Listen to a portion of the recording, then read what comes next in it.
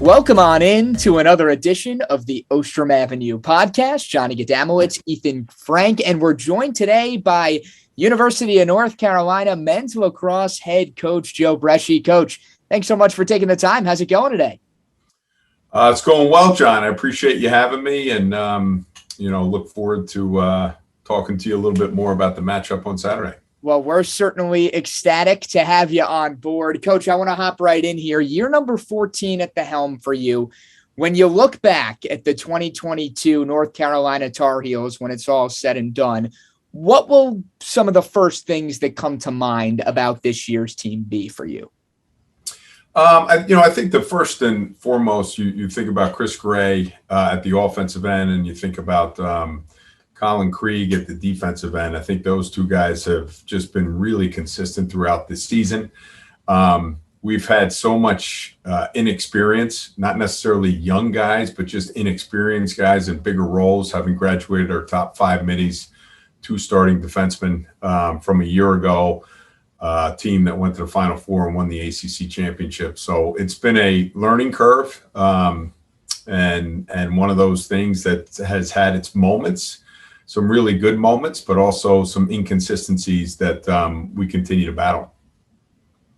So you mentioned the ACC there. It's been an interesting year in the conference with the performances of Virginia, Notre Dame, and then you look at teams like Duke and Syracuse, as well as you guys, where things may not be going as well as you hoped. But you have 5 straight ACC games to end the season, and you have 3 more chances to do that, starting with Syracuse. So from a mental standpoint, how much of a challenge is it playing so many games against familiar ACC opponents in a row? Well, I think that's the beauty of our conference, right? It's so tough. It's so competitive each week, every time we step on the field, and it's always been that way. At times, sometimes we don't lose any out-of-conference games. This year, we're in double digits for the first time in quite some time, but that just goes to the parity of college lacrosse in general. But for us, you put the schedule together to prepare yourself for ACC games, having played some really tough non-conference games and doing pretty well. 7-1 in the non-conference games, and then getting off to a tough start, leading Virginia at halftime the first time we played them and lost in the second half. And then struggled obviously against Duke, and then Virginia second time at their place. So, we're learning. We know the intensity level is high. But I think the biggest thing from the ACC is, everybody's talented. Syracuse is talented.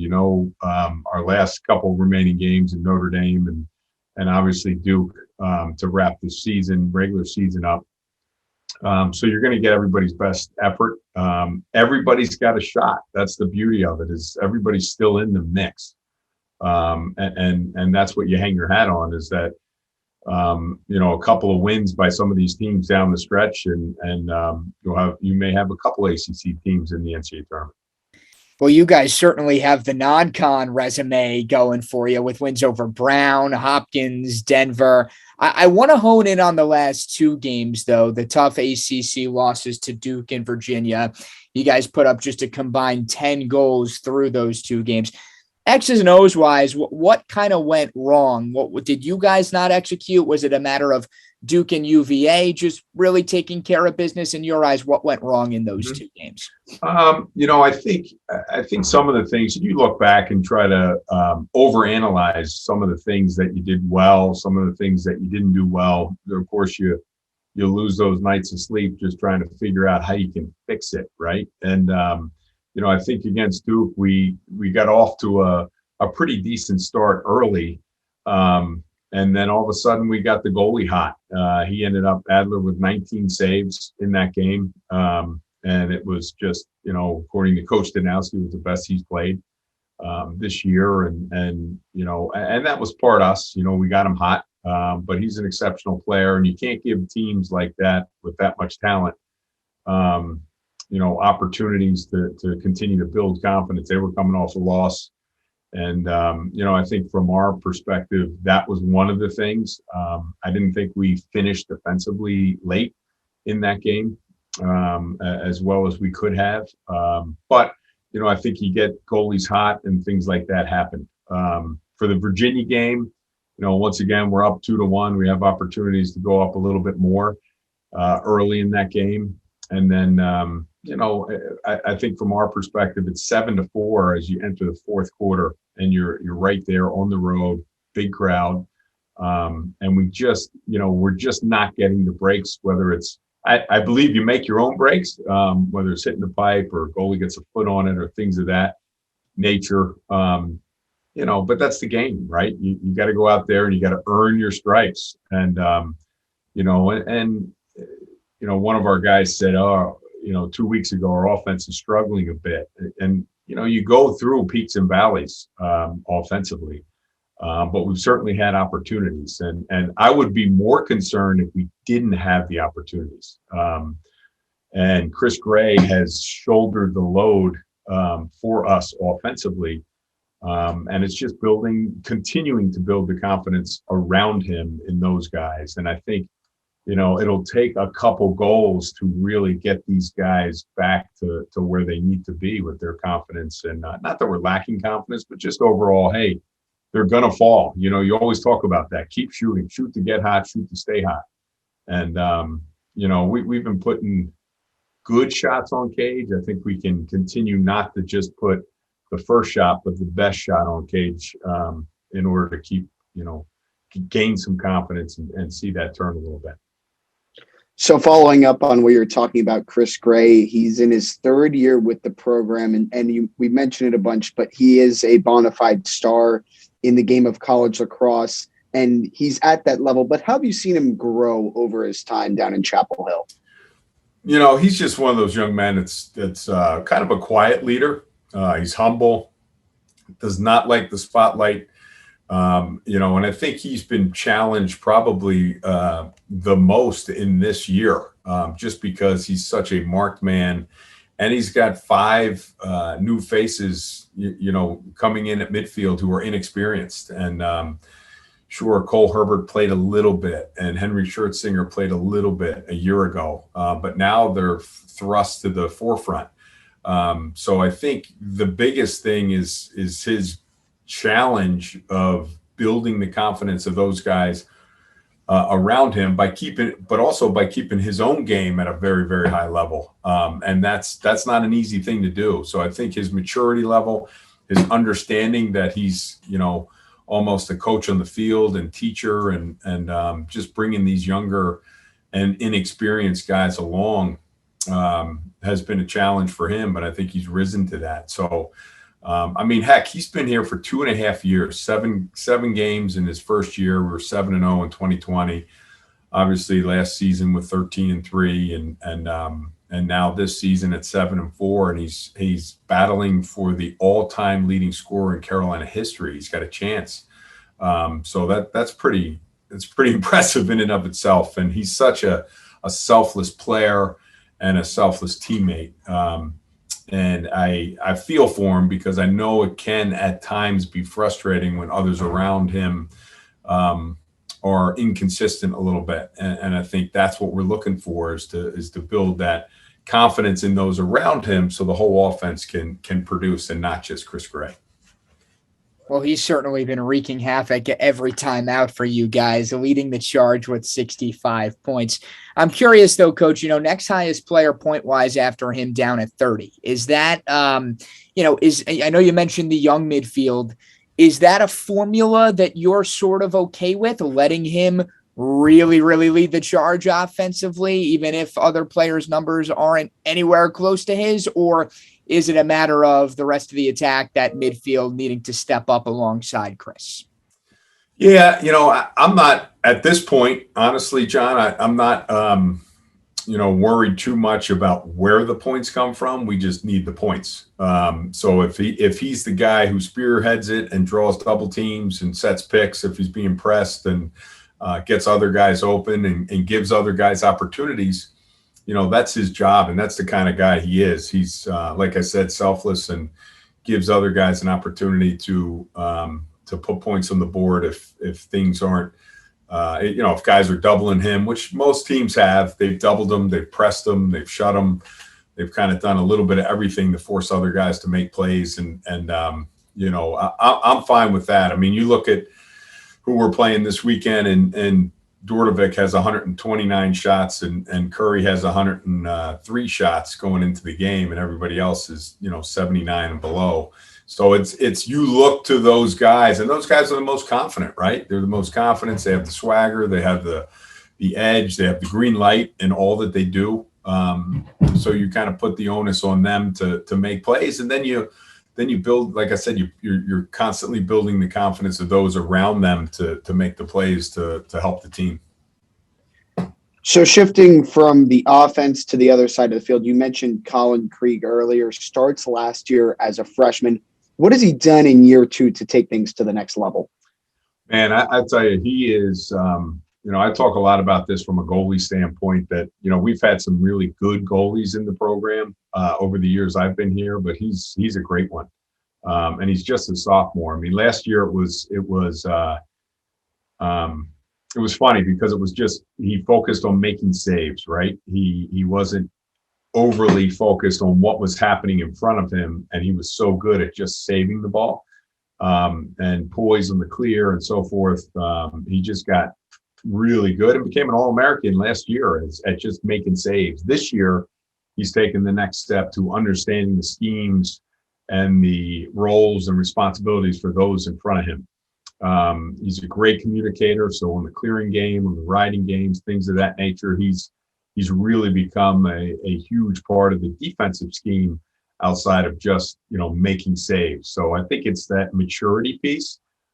He's such a fun-loving guy. He doesn't get rattled ever, which is something that's pretty special and you need in the cage.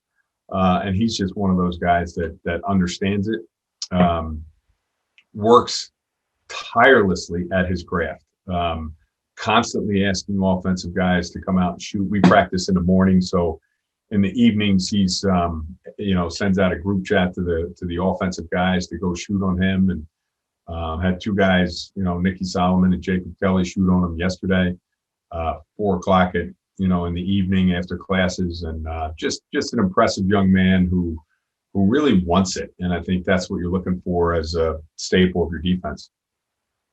I want to hit on the face-off X for you guys, Coach. A platoon situation for you with both Zach and Andrew. That's nothing new. That's been the case.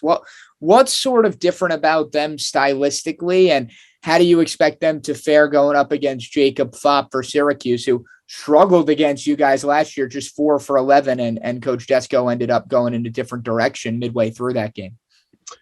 Yeah, I mean, Fopp is a fantastic face-off guy, and has done a terrific job this season. Just really, really nice job of close to 59%, I believe. And I think from our perspective, Zach Tucci and Andrew Tyre are 2 athletic, extremely athletic face-off guys, which you don't see a ton out there. And Zach Tucci is one of the best athletes on our team, one of the fastest guys, and Andrew Tyre can dunk a basketball. So you're looking at 2 guys who are extraordinarily athletic when it comes to the face-off position, because you don't see a ton of that out there. So from our perspective, it's, they have quick hands, they're tough.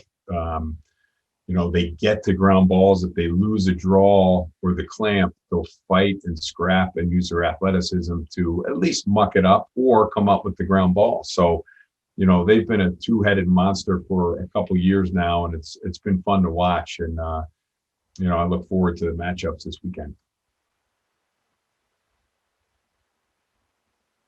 So when you look at it, last year's game, as Johnny mentioned, not only at the face-off X, but you guys really had Syracuse's number against Coach Desko's squad. I know it's a new coaching staff, so things are a little bit different.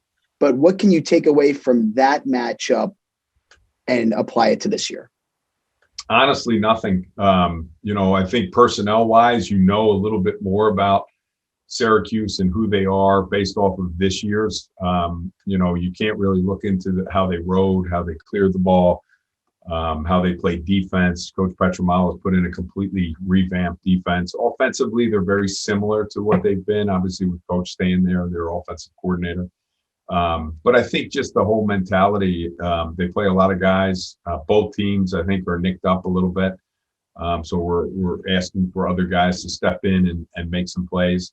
But, they're exceptional. I love Gary Gate, myself, Dave Petramala. We all played against each other. Back in the day when Gary was at Syracuse and Petro was at Hopkins and I was here at Carolina. And then we played against each other in the U.S. team. I was actually roommates with Dave Petramala in the 94 World Games when we played Gary and Paul and that Canadian crew in 94 and then for the championship in 98. So it's pretty cool to see guys that you've been friends with for years and have battled competitively for over the years to be going up against them. But we don't take anything out of last year. This is a new year. We have we're looking at a whole new team. We lost 3 All-American midfielders, so they're not back. And we have new faces, and they have some new guys too. So, and some new schemes and personalities. So you kind of learn from what you've seen on film. You understand a little bit off of last year what the individual tendencies are, and what matchups might have worked a year ago that may work this year. But outside of that, you're just going out there to try to prepare and compete like heck. I'm sure you've got a whole lot of interesting Coach Petro roommate stories, but we won't bog you down with that. Last one I got for you, Coach. If you guys are going to execute and take care of business at home this weekend, what needs to go right? What's the biggest area you'll be keying in on? Well, I think for both teams, it's special teams, right? I think both teams play pretty good defensively, schematically. I think offensively, I think both teams have had their moments for sure to put points on the board. We've been a little more inconsistent there, putting those points on the board. But I think it's the special teams. It's if you get some man up opportunities, you get some riding opportunities or clearing opportunities, or the face-off backs, or is that how competitive is that piece? So I think those things, ground balls, are always a big part of a result. At the end, you kind of look at the ground ball battle and see who gobbled up those possessions, whether it's an extra one offensively or giving them a one and done opportunity at the defensive end. So I think I would say special teams is probably, for both teams, the biggest thing, because I think both teams can play pretty decent 6-on-6. Well, we're certainly looking forward to it. Syracuse and Carolina get going at 4 p.m. this Saturday. Be sure to tune into WAER at 3:30 for GZA Countdown to Faceoff. But that's going to do it for this edition of the Ostrom Avenue podcast. Be sure to check us out on Spotify, Apple Music, wherever you get your podcasts. We're also on YouTube as well, posting all our video content there. But with Ethan Frank and Carolina head coach Joe Breschi, I'm Johnny Gadamowitz. Thanks so much for tuning in, and we'll talk to you next week.